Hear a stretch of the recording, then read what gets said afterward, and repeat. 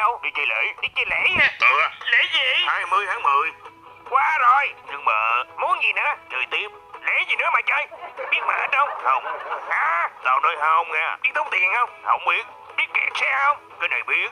Suốt ngày lễ. Vui mà. Lễ lộc ở nhà nằm gác chân coi tivi không sướng hả? Không sướng. Lễ ở nhà nằm ôm nhau bộ không sướng hả? Hai thằng Đực ở nhà nằm ôm nhau mày nghĩ sướng không? Ghệ mày đâu? Chỉ gậy mày đâu.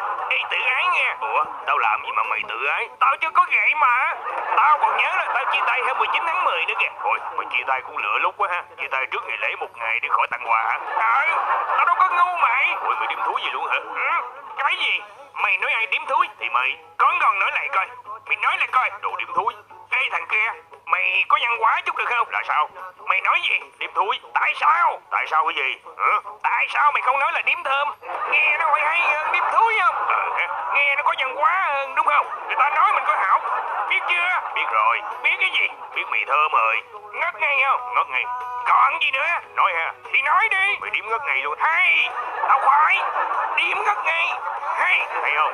Mày thấy hay không? Hay. Hay đách hả? Tao thấy hay mà.